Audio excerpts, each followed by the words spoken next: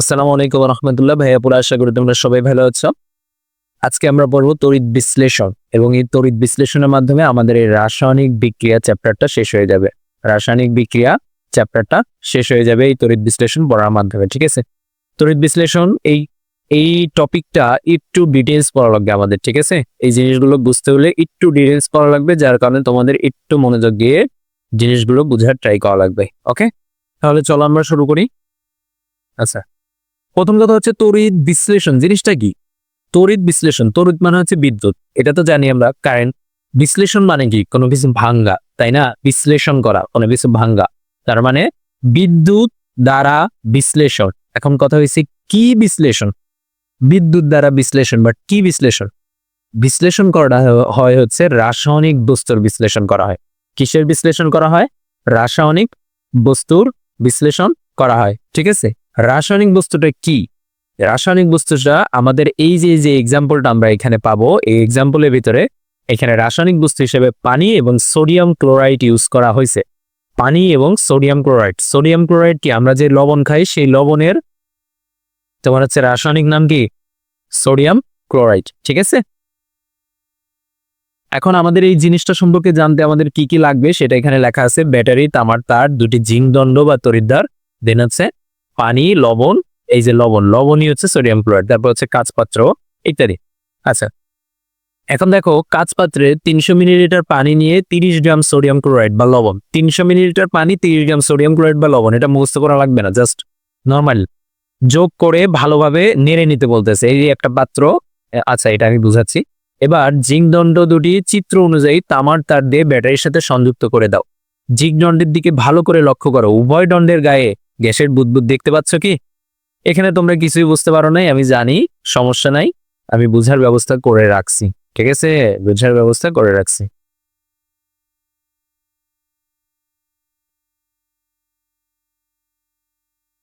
এই যে আমরা এই বিক্রিয়াটা এখন কি করব? সরাসরি দেখব। এই বিক্রিয়াটা আমরা এখন সরাসরি দেখব, তাহলে আমাদের জন্য বুঝতে আরো ইজি হবে, ঠিক আছে? দেখো বিক্রিয়াটা। সর্বপ্রথম এই যে গ্লাস নিছে একটা, বা একটা পাত্র নিছে, পাত্রের ভিতরে পানি দিছে, এখন দিবে হচ্ছে লবণ, এখন দিবে এই যে লবণ দিচ্ছে, ঠিক আছে? বা সোডিয়াম ক্লোরাইড দেয়া ভালো করে নাড়ায় নিলাম, ঠিক আছে? এখন আমরা ওইখানে দেখছি না দুইটা জিঙ্ক দণ্ড দিতে বলতেছে। এখন দেখো বাঙালির জিঙ্ক দণ্ড দেখো, ঠিক আছে? পেন্সিল, পেন্সিলের ভিতরে কিন্তু কার্বন দণ্ড থাকে, ঠিক আছে? এটাও ইউজ করা যায়, ঠিক আছে? জিঙ্ক দণ্ড ইউজ করা যায়, এটাও ইউজ করা যায়।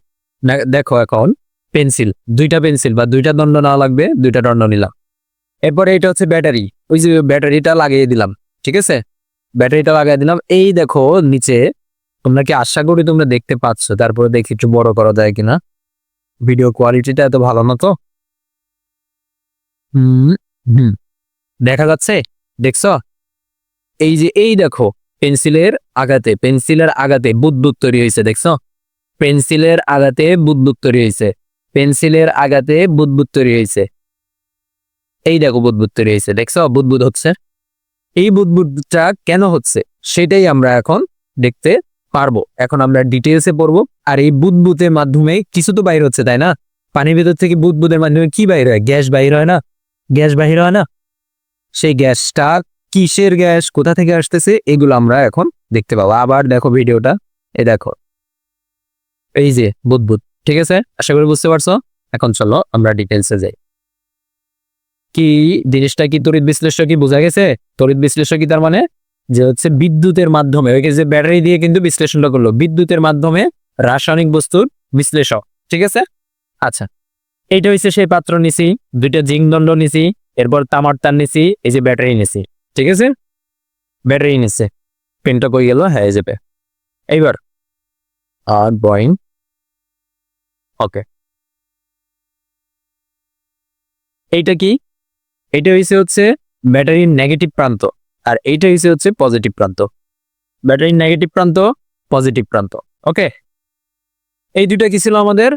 এইটা ছিল আর এইটা ছিল আমাদের তড়িৎদ্বার। এই দুইটা ছিল আমাদের তড়িৎদ্বার, এগুলোকে বলা হয় হচ্ছে তড়িৎদ্বার, ঠিক আছে? তড়িৎদ্বার বানান মেবি ভুল গেছে, ভুল গেলেও ইয়ে করেনি। এখন কথা হচ্ছে ব্যাটারির নেগেটিভ প্রান্তের সাথে যেই তড়িৎদ্বারটা লাগানো থাকে এইটাকে বলা হয় হচ্ছে ক্যাথোড। Cathode, cathode. এখন আরেকটু পরে ধরো। আর তার মানে পজিটিভ প্রান্তের সাথে যেটা লাগানো থাকে ওইটাকে বলা হচ্ছে অ্যানোড। নোড। ঠিক আছে, এতটুকু বোঝা গেছে? বোঝা গেছে। এখন কথা হচ্ছে আমরা গতকাল কি বলছিলাম শুষ্ক কোষ। শুষ্ক কোষে কি ছিল?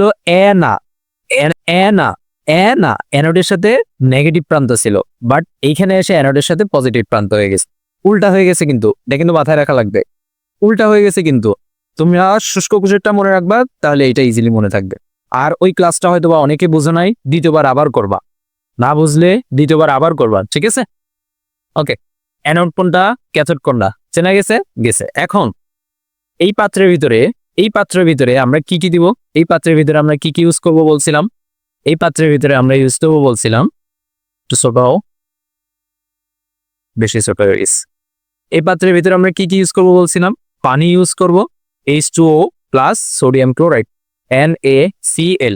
ঠিক আছে, পানি এবং সোডিয়াম ক্লোরাইড ইউজ করব। তার মানে যখন তুমি এই ব্যাটারির সাথে সংযোগটা দিয়ে দিবা এই পানির ভিতরে, যখন তুমি ব্যাটারির সাথে সংযোগটা দিয়ে দিবা, তখন হবে কি জানো? তখনই হবে মূল খেলাটা। ব্যাটারির সাথে সংযোগ দিয়ে দেওয়ার পরে NaCl ভেঙে যে NaCl ভেঙে যে সোডিয়াম প্লাস প্লাস ক্লোরিন মাইনাসে পরিণত হয়ে যাবে। সোডিয়াম প্লাস আর ক্লোরিন মাইনাসে পরিণত হয়ে যাবে। আর দাঁড়াও আমি বুঝিয়ে দিচ্ছি।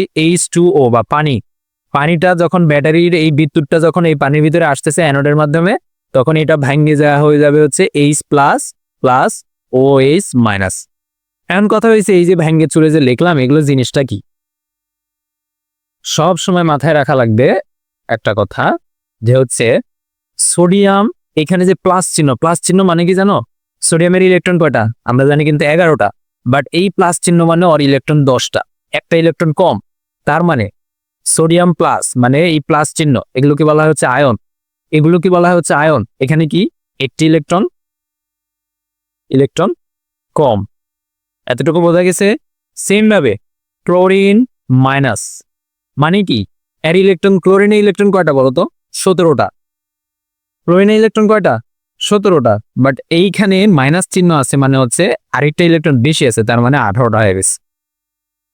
18টা আছে, জাস্ট সিম্পল। তার মানে এই চিহ্ন থাকার মানে, নেগেটিভ চিহ্ন থাকার মানে কি মাথায় রাখা লাগবে? মাথায় রাখা লাগবে একটি ইলেকট্রন এখানে বেশি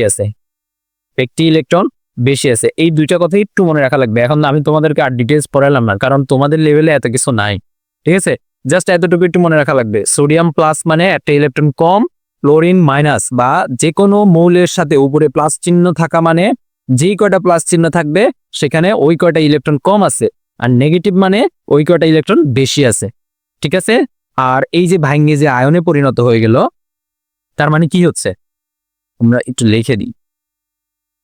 ভাঙে আয়নে পরিণত হয়ে এখানে সোডিয়াম প্লাস, তারপরে হচ্ছে H প্লাস, তারপরে হয়েছে কি ক্লোরিন মাইনাস, তারপরে OH মাইনাস, এগুলোতে পরিণত হয়ে যাবে। ঠিক আছে, ক্লোরিন মাইনাস হচ্ছে এগুলোতে পরিণত হয়ে যাবে। এখন এখন এখন এখন এখন এই যে একটু কালারটা চেঞ্জ করে নিই। এই যে পজিটিভ যে আয়নগুলো থাকবে না পানির ভিতরে, মানে পানি বলতেছি এই বিশ্লেষণের ভিতরে, এই যে এই তৈরিটা কি ছিল? নেগেটিভ প্রান্তের সাথে যুক্ত ছিল। এই পজিটিভ গুলো এই নেগেটিভে যাবে। একটু একটু একটু একটু তোমার মাথায় রাখো, আমি বুঝিয়ে দিব। পজিটিভ গুলো নেগেটিভে যাবে, আর এই নেগেটিভ গুলো, এই যে নেগেটিভ আয়নগুলো এই পজিটিভে যাবে, পজিটিভ তড়িৎদ্বারে যাবে। যে কি করবে জানো? এখানে সোডিয়াম H প্লাস দুইজনই যাবে এই তড়িৎদ্বারে, ক্যাথোডে যাবে সোডিয়াম H প্লাস। তার মানে ক্যাথোডে কে যাচ্ছে? এইটা সরাসরি মুখস্থ রাখবা। ক্যাথোডে কে যাচ্ছে? সোডিয়াম আর হচ্ছে H plus ion, sodium ion H plus ion. আর অ্যানোডে কে যাচ্ছে? ক্লোরিন আয়ন হাইড্রোক্সিল আয়ন, এখন এইখানে এই যে H প্লাস আর এটা আমরা একটু মার্ক করে দিই, এইভাবে মার্ক করে দিলে হয়তো বুঝতে ইজি হবে।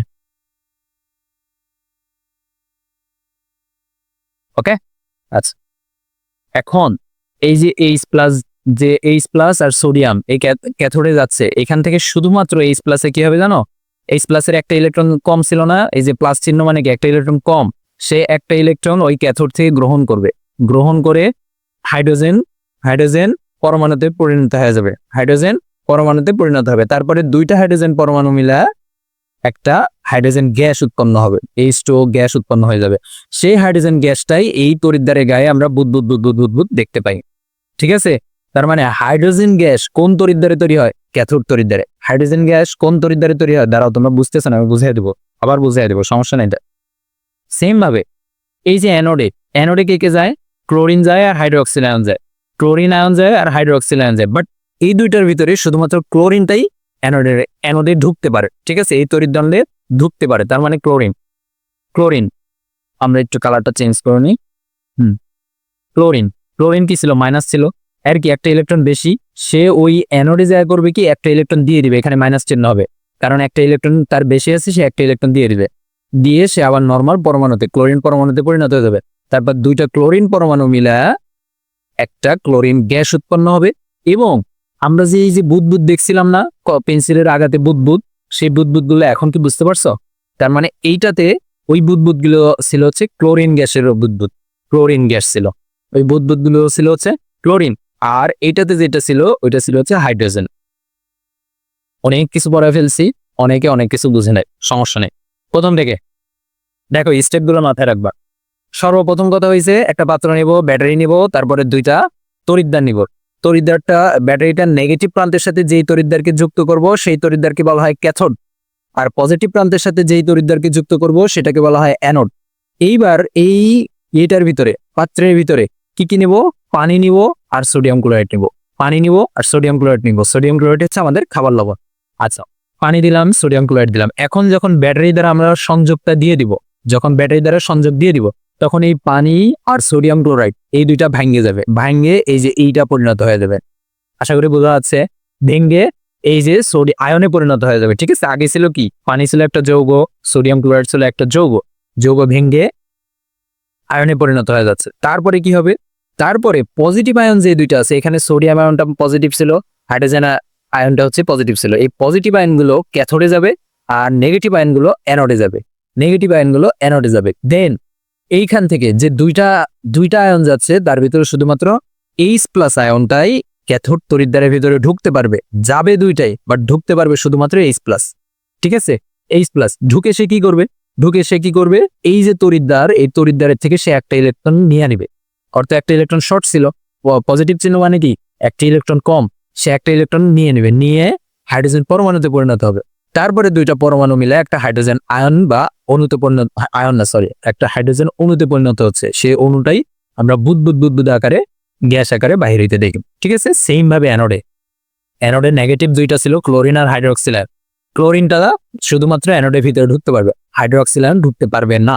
সেই ক্লোরিনটার একটা ইলেকট্রন বেশি ছিল, সেই বেশি ইলেকট্রনটা সেই অ্যানোডে দিয়ে দিবে, দিয়ে সে ক্লোরিন গ্যাসে পরিণত হবে, বা ক্লোরিন পরমাণুতে পরিণত হবে। তারপরে এই যে লিখে দিচ্ছে, ক্লোরিন পরমাণুতে পরিণত হবে, তারপর দুইটা ক্লোরিন মিলায় ক্লোরিন গ্যাসে পরিণত হবে। সেই ক্লোরিন গ্যাসটাই আমরা বুদবুদ আকারে দেখবো যে বাহির হচ্ছে। বোঝা গেছে। তার মানে কি ছিল? পানি আর সোডিয়াম ক্লোরাইড ছিল কি? তোমার হচ্ছে রাসায়নিক বস্তু। এই রাসায়নিক বস্তু দুটা কি এই ব্যাটারি থেকে বিদ্যুৎ নেওয়ার মাধ্যমে কি বিশ্লেষণ বা ভাঙ্গি চুরে ফেলানো হলো? দেন কি গ্যাস আকারে বের হয়ে গেল। তারপরে দেখো, এখানে কি হাইড্রোক্সিল আয়ন বা OH আয়ন আর এইখান থেকে সোডিয়াম আয়ন, এরা তো বাইরে হইতে পারছিল না। এরা কি ক্যাথোডে বা অ্যানোডের ভিতরে ঢুকতে পারছিল না, যার কারণে এরা এটার ভিতরে এভাবে থেকে যাবে, সোডিয়াম হাইড্রোক্সাইড আকারে থেকে যাবে। আশা করি বোঝা গেছে, বুঝছো? এখন আমরা বইয়ের ওই পৃষ্ঠাতে যাই। এই যে ওকে,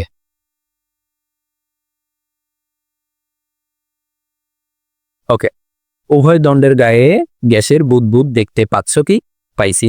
ওকে, হ্যাঁ, এর কারণ হলো সোডিয়াম ক্লোরাইড দ্রবণে বিয়োজিত হয়ে ধনাত্মক সোডিয়াম আয়ন আর ঋণাত্মক ক্লোরাইড আয়নে পরিণত হয়েছে, যেটা আমি ওইখানে দেখাইছি। যে সোডিয়াম ক্লোরাইড ভেঙে ধনাত্মক সোডিয়াম আয়ন আর ঋণাত্মক ক্লোরিন আয়নে পরিণত হয়েছে। একইভাবে দ্রবণে পানীয় বিয়োজিত হয়ে হাইড্রোজেন আয়ন ও হাইড্রোক্সিল আয়নে পরিণত হয়েছে। এটা যে হাইড্রোক্সিল আয়ন OH- এটা কিন্তু হাইড্রোক্সিল আয়ন। ঠিক আছে, পড়াইছি কিন্তু। এরপরে ব্যাটারির সাথে সংযোগ দিয়ে দ্রবীভূত লবণের মধ্য দিয়ে বিদ্যুৎ প্রবাহের ফলে হাইড্রোক্সিল আয়ন ও ক্লোরাইড আয়ন অ্যানোডের দিকে পড়াইছিলাম। হাইড্রোক্সিল দুইটাই কি মাইনাস, ক্লোরাইড আয়ন আমি একটু লিখে দেই। ওকে, ক্লোরাইড আয়ন এটা হচ্ছে হাইড্রোক্সিল আয়ন, OH মাইনাস আর ক্লোরিন মাইনাস, এই দুইটা কোথায় যাচ্ছে? এই দুইটা অ্যানোডের কাছে যাচ্ছে।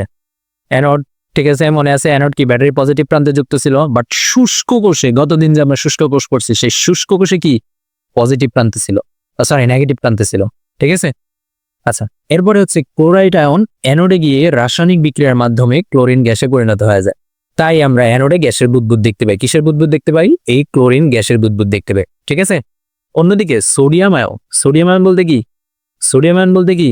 সোডিয়াম আয়ন, সোডিয়াম আয়ন আর কি হাইড্রোজেন আয়ন ক্যাথোডের দিকে অগ্রসর হয় বিদ্যুৎ প্রবাহের বলে। হাইড্রোজেন আয়ন ক্যাথোডে গিয়ে রাসায়নিক বিক্রিয়ার মাধ্যমে হাইড্রোজেন গ্যাস উৎপন্ন করে, যার ফলে ক্যাথোডে হাইড্রোজেন গ্যাসের বুদবুদ দেখা যায় এবং দ্রবণে সোডিয়াম আয়ন হাইড্রক্সিল আয়ন থেকে যায়। সোডিয়াম আয়ন ও হাইড্রক্সিল আয়ন থেকে যায় দ্রবণের ভিতরে, এই যে দ্রবণের ভিতরে সোডিয়াম আয়ন হাইড্রক্সিল আয়ন থেকে যায়। পরবর্তীতে এরা সোডিয়াম হাইড্রক্সাইড আকারে ওই দ্রবণের ভিতরেই থেকে যাচ্ছে, ঠিক আছে। ওকে, এই যে এগুলোতে আমি পড়াইছি, ক্লোরিন একটা ইলেকট্রন কি করবে? এই যে মাইনাস চিহ্ন, একটা ইলেকট্রন দান করে দিবে, দিয়ে ক্লোরিন পরমাণুতে পরিণত হবে, তারপর দুইটা ক্লোরিন পরমাণু মিলে ক্লোরিন গ্যাস উৎপন্ন হচ্ছে। সেই ক্লোরিন গ্যাসটা আমরা দেখতে পাচ্ছি। তার মানে স্টেপগুলো আমি আরেকবার একটু বলে দেবো, ঠিক আছে। রেজনের ক্ষেত্রে সেম। ওকে, এখন দেখো এইখানে দুইটা সংজ্ঞা আছে, এই সংজ্ঞা দুটো আমাদের পাওয়া লাগবে। সোডিয়াম ক্লোরাইড দ্রবণের মধ্য দিয়ে তড়িৎ প্রবাহের ফলে অ্যানোডে ক্লোরিন গ্যাস আর ক্যাথোডে হাইড্রোজেন গ্যাস উৎপন্ন হয় এবং দ্রবণে সোডিয়াম হাইড্রক্সাইড থেকে যায়। আমাদের যে ফাইনালি আমরা পাইছি কি, সেইটা আমাদের এইখানে লেখা আছে। সোডিয়াম ক্লোরাইড দ্রবণের মধ্য দিয়ে তড়িৎ প্রবাহের ফলে অ্যানোডে ক্লোরিন গ্যাস, অ্যানোডে কি ক্লোরিন গ্যাস, ক্যাথোডে কি হাইড্রোজেন গ্যাস, দ্রবণে কি সোডিয়াম হাইড্রক্সাইড থেকে যায়। এই তিনটা কথা আমাদের মনে রাখা লাগবে, মাস্ট বি, এছাড়া কিন্তু এমসিকিউতে ভুল হয়ে যাবে, ঠিক আছে। এখন কথা হচ্ছে তড়িৎ বিশ্লেষ্য কাকে বলে? এই যে লবণটা কি বিশ্লেষণ হয়ে গেল না? লবণটা কি ওইখানে পানির ভিতরে দ্রবণটার ভিতরে দেওয়ার পরে কি লবণটা বিশ্লেষণ হয়ে গেছে? এইটাকে বলা হচ্ছে তড়িৎ বিশ্লেষ্য। এই লবণের মধ্যে আরো যেগুলো আছে যারা পানির ভিতরে বিদ্যুৎ পরিবহন করে তাদেরকে বলা হচ্ছে তড়িৎ বিশ্লেষ্য। যে সমস্ত পদার্থ দ্রবীভূত বা বিগলিত অবস্থায় তড়িৎ পরিবহন করে এবং তড়িৎ প্রবাহের ফলে রাসায়নিক বিক্রিয়া করে অন্য পদার্থে পরিণত হয় তাকে তড়িৎ বিশ্লেষ্য বা ইলেকট্রোলাইট বলে, যেমন লবণ। কথা হয়েছে তড়িৎ বিশ্লেষের উদাহরণ তোমার মুখস্থ রাখা লাগবে। তড়িৎ বিশ্লেষের উদাহরণ লবণ, এই লবণ তোমার মুখস্থ রাখা লাগবে, ঠিক আছে। সংজ্ঞা তো মাস্ট বি মুখস্থ রাখা লাগবে। এখন যে সমস্ত পদার্থ বিগলিত অবস্থায় তড়িৎ পরিবহন করে না ফলে রাসায়নিক বিক্রিয়া করে না তাদেরকে তড়িৎ অবিশ্লেষ্য বলে। অবিশ্লেষ্য হচ্ছে চিনি। তড়িৎ অবিশ্লেষ্যটা কি? চিনি আরেকটা দেওয়া আছে গ্লুকোজ। চিনি আর গ্লুকোজ, এই দুইটা এক্সাম্পল আমার মাস্ট বি মনে রাখা লাগবে। ঠিক আছে। ওকে, আরে সরি, দুইটাই মনে আছে। আচ্ছা থাকবো। এই ছিল আমাদের পড়া তড়িৎ অবিশ্লেষ্য বিষয়টা, বুঝছো? তার মানে হচ্ছে চিনি আর গ্লুকোজ, এদেরকে তুমি দিয়ে তারপর যদি ব্যাটারি যদি কানেকশন দাও, তার মানে এরা ভাঙবে না, এরা বিদ্যুৎও পরিবহন করবেন না, তার মানে কোনো বুদবুদ আমরা দেখতে পাবো না, ঠিক আছে। ফাইনালি আমরা আবার একটা দিয়ে দিই, তড়িৎ বিশ্লেষণ। কেন আমরা গ্যাসের বুদবুদ দেখতে পাচ্ছি, কোন তড়িৎ দ্বারে কোন গ্যাসের বুদবুদ দেখতে পাচ্ছি, মূল বিষয়। লবণ আর পানি ভেঙে সোডিয়াম আয়ন ক্লোরিন আয়নে পরিণত হয়ে যাবে। সেম ভাবে পানি ভেঙে হাইড্রোজেন ও হাইড্রক্সিল আয়নে পরিণত হয়ে যাবে। দেন কি হবে? এই যে হাইড্রক্সিল আয়ন বা নেগেটিভ যে দুইটা আছে, নেগেটিভ আয়ন দুটা কোন দিকে যাবে? অ্যানোডের কাছে যাবে। আর পজিটিভ আয়ন দুটা কার কাছে যাবে? ক্যাথোডের কাছে যাবে। দেন ওইখান থেকে নেগেটিভ আয়নের ভিতর থেকে শুধুমাত্র ক্লোরিন আয়ন কি করবে? একটা ইলেকট্রন দান করে কি করবে? ক্লোরিন পরমাণুতে পরিণত হবে। তারপর ক্লোরিন পরমাণু থেকে ক্লোরিন গ্যাসে পরিণত হবে। সেম ভাবে পজিটিভ আয়ন দুটার মধ্যে থেকে শুধুমাত্র হাইড্রোজেন আয়ন একটা ইলেকট্রন গ্রহণ করে হাইড্রোজেন পরমাণুতে পরিণত হবে। দেন দুইটা হাইড্রোজেন পরমাণু মিলে হাইড্রোজেন গ্যাস উৎপন্ন হবে। তার মানে ক্লোরিন গ্যাসটা আমরা কোথায় দেখতে পাচ্ছি? ক্লোরিন গ্যাসটা আমরা দেখতে পাচ্ছি হচ্ছে অ্যানোডে বুদবুদ আকারে দেখতে পাচ্ছি, আর ক্যাথোডে বুদবুদ আকারে দেখতে পাচ্ছি হাইড্রোজেন গ্যাস। বাকি তোমার হচ্ছে হাইড্রক্সিল আয়ন আর হচ্ছে সোডিয়াম, এই দুইটা কি থেকে যাচ্ছে দ্রবণের ভিতর, এই দুইটা মিলে সোডিয়াম হাইড্রক্সাইড আকারে থেকে যাচ্ছে। সোডিয়াম হাইড্রক্সাইড, এই যে সোডিয়াম হাইড্রক্সাইড NaOH আকারে থেকে যাচ্ছে। এরপরে তড়িৎ বিশ্লেষ্য কি? লবণ। আর তড়িৎ অবিশ্লেষ্য কি? চিনি ও গ্লুকোজ। শেষ আমাদের চ্যাপ্টার শেষ। এমসিকিউ কটা সলভ করে ফেললেই শেষ। দেখো গতকালকের পড়া। ড্রাই সেলে কোনটি ব্যবহৃত হয়? ড্রাই সেলে 4টা জিনিস ব্যবহৃত হয়, মনে আছে? মনে আছে? Ammonium chloride, not ammonium hydroxide. এখানে অ্যামোনিয়াম হাইড্রোক্সাইডে কিন্তু দেওয়া আছে, অ্যামোনিয়াম ক্লোরাইড হবে। আরো কি কি ব্যবহার করা হইতো? কয়লা ব্যবহার করা হইতো, ম্যাঙ্গানিজ ডাইঅক্সাইড ব্যবহার করা হইতো, পানি ব্যবহার করা হইতো। শুষ্ক কোষ তৈরিতে কোনটি ব্যবহার করা হয়? আবার দিছে অ্যামোনিয়াম ক্লোরাইড। এরপর শুষ্ক কোষের বাইরের চুংটি কিসের তৈরি? জিঙ্কের তৈরি। বা জামাটা ছিল কিসের? জিঙ্কের জামা ছিল, বা দস্তার জামা ছিল। জিঙ্ক দস্তা একই কথা।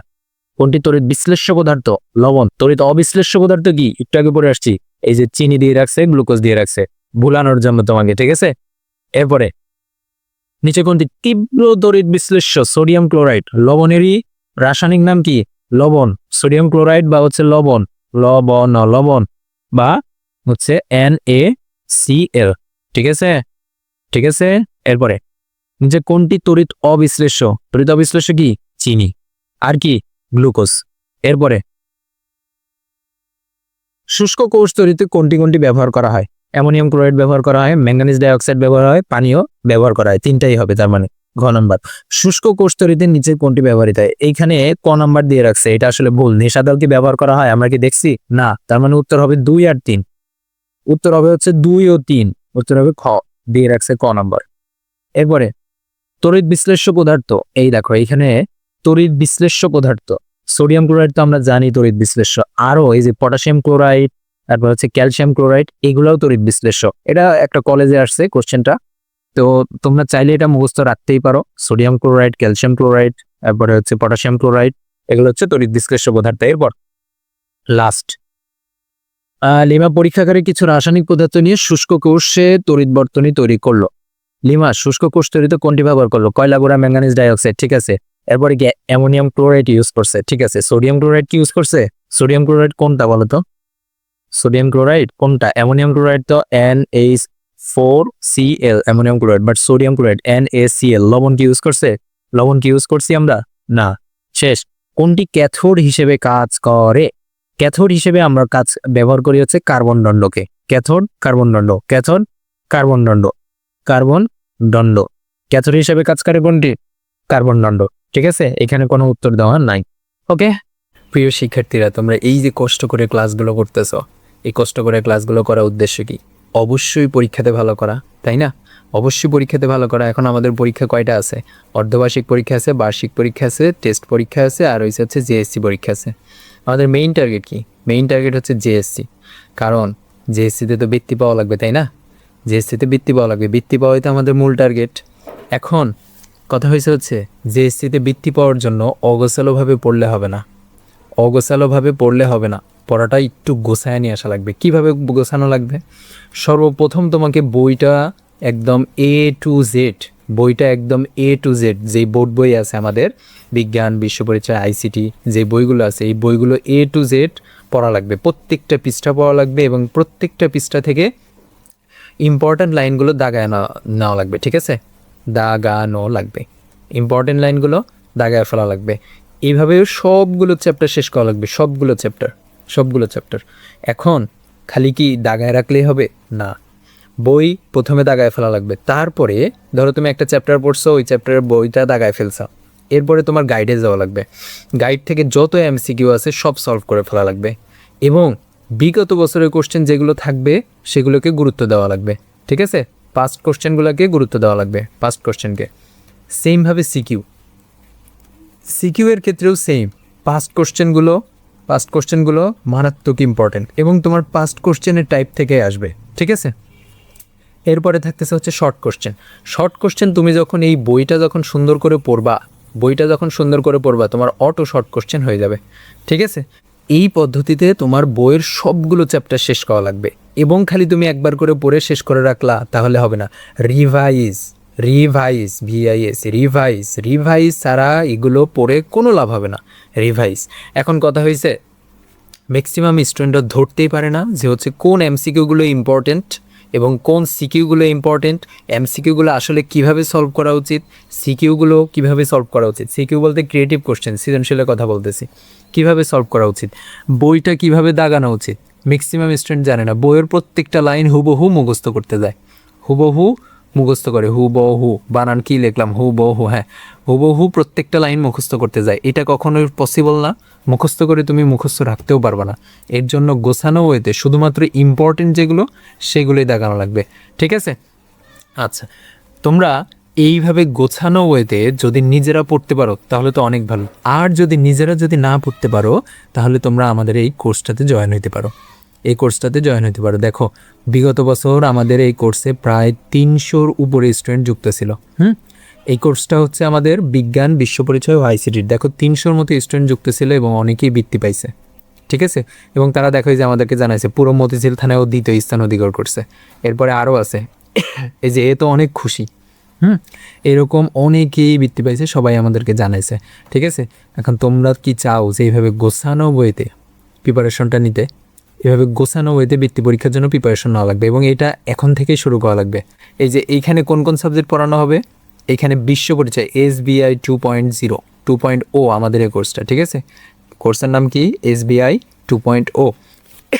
এখানে সায়েন্স মানে বিজ্ঞান, বিশ্ব পরিচয়, ICT, 3টা সাবজেক্ট এবং একদম A to Z কভার করে দেওয়া হবে।